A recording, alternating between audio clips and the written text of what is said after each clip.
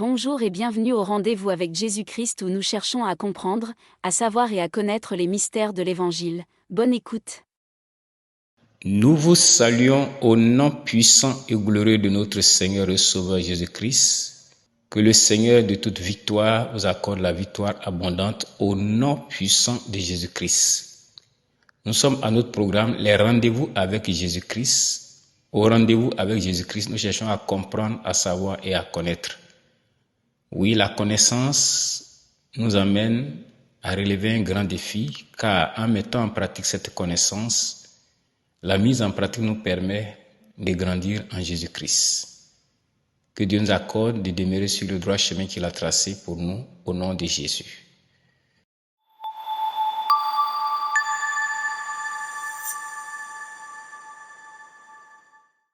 Aujourd'hui, nous entendons beaucoup de prières se formuler ça et là. Beaucoup de passages bibliques sont cités pour rappeler à Dieu ses paroles.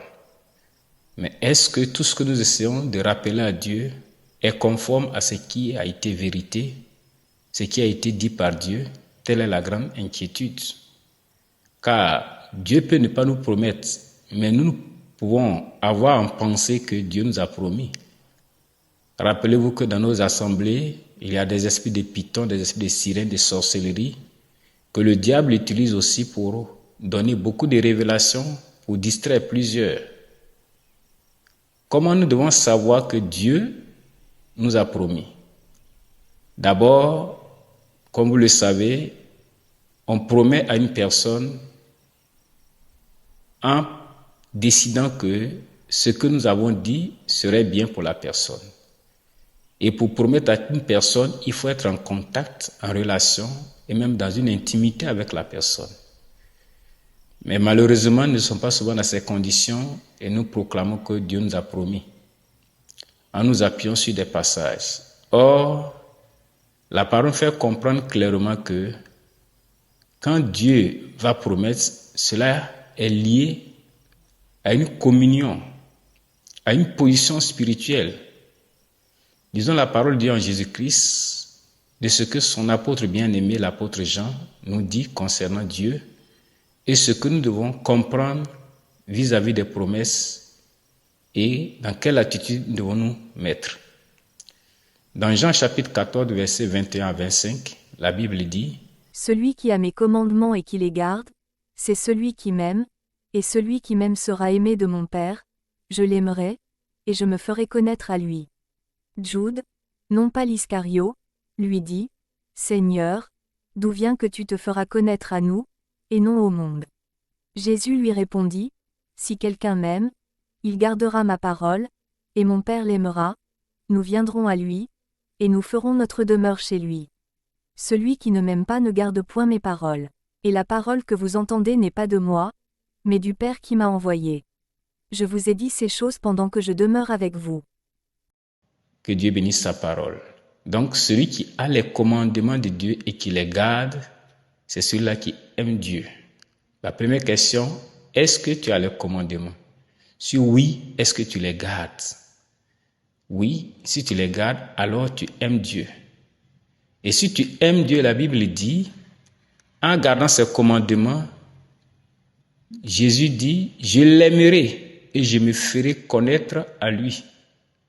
Donc non seulement Jésus va t'aimer, il va se faire connaître. Or, comment Jésus se fait connaître? Jude, non pas l'Iscario, lui dit, le verset 22, « Seigneur, d'où vient que tu te feras connaître à nous et non au monde ?» Jésus lui répondit, « Si quelqu'un m'aime, il gardera ma parole, et mon Père l'aimera.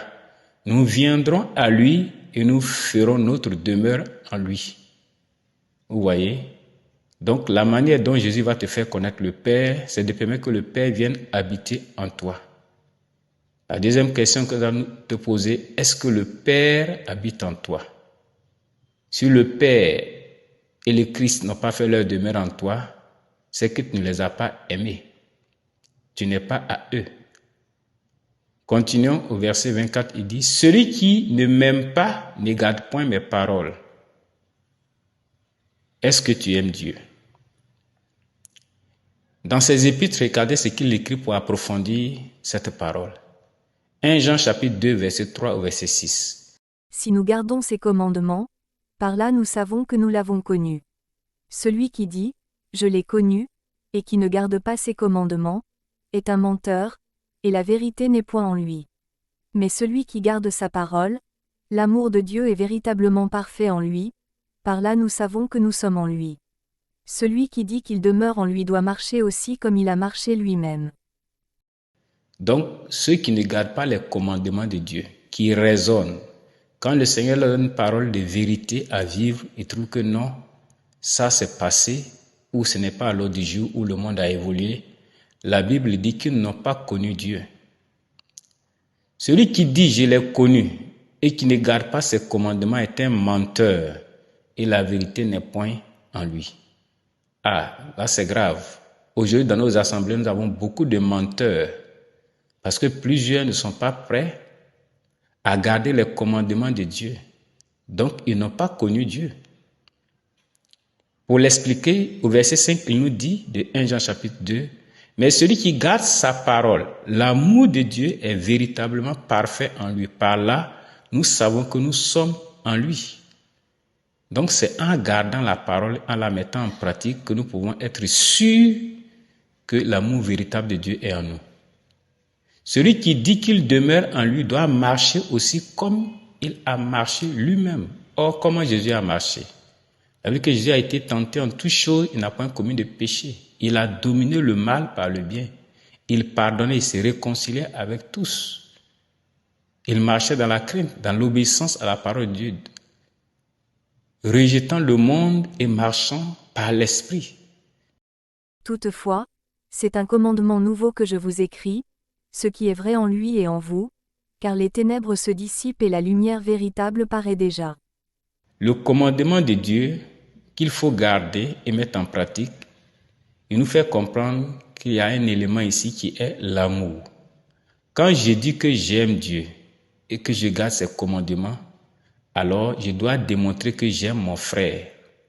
Si je hais quelqu'un, cela veut dire que je n'ai pas connu Dieu, je ne suis pas dans la lumière, Dieu n'est pas en moi. Celui qui aime son frère demeure dans la lumière, et aucune occasion de chute n'est en lui. Aujourd'hui, nous avons beaucoup d'aveugles dans l'Église. La haine entre les pasteurs, la haine dans le conseil, la haine au milieu du peuple, des sous-groupes, des divisions. Même il y en a qui vont jusqu'à prier pour que les autres périssent. Aujourd'hui, les gens portent le nom des chrétiens, mais n'ont jamais connu Jésus. Alléluia, parce qu'ils n'ont pas le commandement de Dieu pour la garder et la pratiquer. C'est simple. Maintenant, toi que Dieu ne connaît pas, parce que tu ne l'as pas connu, comment il a pu te promettre? Comment il a pu déclarer une parole sur ta vie pour te faire du bien? Car la promesse, c'est la parole dès qu'il déclare sur ta vie pour te faire du bien. L'engagement qu'il prend pour te faire du bien. Bien-aimés, aimons-nous les uns les autres, car l'amour est de Dieu, et quiconque aime est né de Dieu et connaît Dieu. Donc celui qui n'aime pas, qui manifeste la haine, n'a jamais connu Dieu parce que Dieu est amour. Et si tu aimes, c'est là que tu es né de Dieu. Pourtant, toi tu n'aimes pas. Tu aimes ceux qui t'aiment et tu hais ceux qui te haient. Tu es dans l'ancienne alliance, dent pour dent, œil pour œil. Or Jésus a dit, il vous a été dit, tu aimeras ceux qui aiment et tu haïras ceux qui te haïssent. Mais moi je vous dis, aimez vos ennemis, priez pour eux, bénissez-les, faites du bien à ceux qui vous persécutent et qui vous calomnient. Mais toi, on te fait faire des veillées pour tuer. Et après, c'est pour dire Dieu t'a promis. Non, tu n'as pas aimé, donc tu n'es pas de Dieu. Donc la parole prophétique que tu as entendue dans l'église en disant que Dieu te promet, ça n'a jamais été de Dieu. Parce que si tu ne connais pas quelqu'un, à quelle occasion la personne a eu à t'adresser une parole de promesse? Celui qui n'aime pas n'a pas connu Dieu. Tu ne connais pas quelqu'un petit, il t'a promis. C'est grave. Et c'est pourquoi tu cites tous les passages bibliques rappelant à Dieu ses promesses et les paroles qui sortent de sa bouche qui s'accomplissent et rien ne se réalise. Le chrétien de ce siècle-ci est malheureux parce que Dieu ne lui a jamais promis. Pour plusieurs, ils n'ont jamais reçu de paroles de promesses et ils s'appuient sur des passages bibliques en les citant. Mais toi, ton vécu, la haine que tu as dans ton cœur fait que Dieu dit que tu ne le connais pas. L'amour de Dieu a été manifesté envers nous en ce que Dieu a envoyé son Fils unique dans le monde, afin que nous vivions par lui. Et cet amour consiste, non point en ce que nous avons aimé Dieu, mais en ce qu'il nous a aimés et a envoyé son Fils comme victime expiatoire pour nos péchés. La manière dont Dieu a aimé, c'est que ce n'est pas nous qui l'avons aimé le premier, mais c'est lui qui s'est décidé de nous tendre la main de grâce pour nous aimer. Donc c'est la même manière, toi aussi tu dois aimer tout le monde. Mais toi tu fais acception des personnes. Ceux qui t'aiment, tu les aimes et tu pries pour que les autres meurent. On te fait des veillées, des jeûnes pour que le sorcier de ta famille meure. Tu n'as jamais aimé et tu te dis tu es chrétien, Dieu t'a promis. Tu te mens toi-même. Ça veut dire que celui qui n'est pas dans la vérité est dans le mensonge. Donc plusieurs aujourd'hui se disent chrétiens, mais ils sont dans le mensonge. Ils n'ont jamais connu Dieu. Ils prient au nom de Jésus. Ils prophétisent sous l'inspiration des esprits de Python et de la sirène. Ils parlent en langue sous l'inspiration des démons, des eaux et des esprits de Python. Et toutes ces choses, ils se disent chrétiens. Tu n'as pas connu quelqu'un. Par quel esprit tu peux prophétiser en son nom et parler en langue en son nom? Ce n'est pas lui qui t'a baptisé. Tu as eu des frissons et des démons t'ont possédé. Alléluia. Si quelqu'un dit j'aime Dieu et qu'il a eu son frère, c'est un menteur.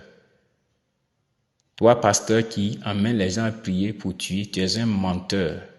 Toi, mon frère, tu suis un pasteur pour prier pour tuer les sorciers, tu es un menteur.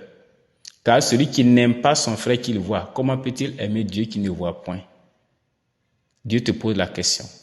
La troisième question. Comment tu peux aimer Dieu que tu ne vois pas? Alléluia. Et nous avons de lui ce commandement que celui qui aime Dieu aime aussi son frère. Vous voyez, la mise en pratique des commandements de Dieu qui démontrent que nous l'avons. Si nous disons que nous sommes en communion avec lui, et que nous marchions dans les ténèbres, nous mentons, et nous ne pratiquons pas la vérité. Mais si nous marchons dans la lumière, comme il est lui-même dans la lumière, nous sommes mutuellement en communion, et le sang de Jésus son Fils nous purifie de tout péché. Si nous disons que nous n'avons pas de péché, nous nous séduisons nous-mêmes, et la vérité n'est point en nous. Si nous confessons nos péchés, il est fidèle et juste pour nous les pardonner, et pour nous purifier de toute iniquité. Si nous disons que nous n'avons pas péché, nous le faisons menteur, et sa parole n'est point en nous. Si tu n'aimes pas, tu mens. Si tu dis que tu es avec lui, que tu marches dans les ténèbres, tu mens. Alléluia. Mais si nous marchons dans la lumière comme il est lui-même dans la lumière, nous sommes mutuellement en communion. Et le sang de Jésus, son Fils, nous purifie de tout péché. C'est clair. Donc, pour répondre à nos questions, Dieu promet à ceux-là qui le connaissent, ceux qui l'apprécient et qui veulent démontrer que son amour pour eux, il a des choses à venir qu'il a réservées pour eux. Alors il leur déclare cela. Il s'engage à te faire du bien. Mais la personne ne te connaît pas. Ton comportement fait que vous ne vous êtes jamais vu. Il n'est pas avec toi. Mais à quel moment il t'a parlé? C'est la sirène qui a parlé au travers d'une sœur qui était dans l'empire des puissants, des démons, pour dire que Dieu te promet. Depuis des années, ça ne se réalise pas. Alléluia. Aujourd'hui, beaucoup ont des promesses qui n'ont jamais été des révélations de la part de Dieu parce que leur vécu n'a pas permis à Dieu de leur parler. Beaucoup de serviteurs disent que Dieu leur a promis. Ils ont cherché tous les passages bibliques où Dieu parle de promesses et de leur accomplissement. Ils essaient de les réciter jour et nuit. Mais rien ne s'accomplit parce que ça n'a jamais été Dieu. Ton comportement n'a jamais permis à Dieu de te promettre. Alléluia. Que Dieu bénisse sa parole afin que chacun s'examine. Qui suis-je? Est-ce que Dieu a pu me parler et au-delà de la parole, a pu m'adresser une parole de promesse? Si oui, alors je dois être sûr que certainement cela va s'accomplir. Mais quand je me regarde, la vie de nous examiner nous-mêmes pour voir si nous sommes dans la vérité. Est-ce que la haine dans mon cœur a permis à Dieu d'être avec moi? Non. Est-ce que la vie de péché, de perversion que je vis a permis à Dieu d'être avec moi? Non. S'il n'a jamais été avec moi, c'est qu'il ne m'a jamais promis. Que Dieu bénisse sa parole et que ceux qui pensent avoir reçu des promesses de la part du Seigneur examine leur vie et demande au Seigneur si c'est eux qui leur a parlé.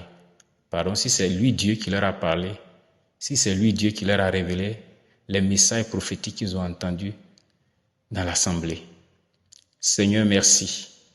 Viens, car ton peuple, par manque de connaissances, se laisse distraire par des messages qui ne viennent point de toi. Beaucoup de promesses sans accomplissement. Seigneur, nous croyons qu'il est temps que tu éclaires, que tu révèles à chacun son identité au-devant de toi pour qu'il sache si il a reçu une parole de ta part ou non, afin que nous puissions, Seigneur, revenir à toi. Merci, toi qui nous accordes la vérité. Au nom de Jésus. Amen. Nous espérons que vous avez été édifiés à travers cette méditation et que votre marche avec notre Seigneur sera dorénavant différente. N'oubliez pas de vous abonner et d'activer la cloche pour ne rater aucune de nos publications. Soyez abondamment bénis.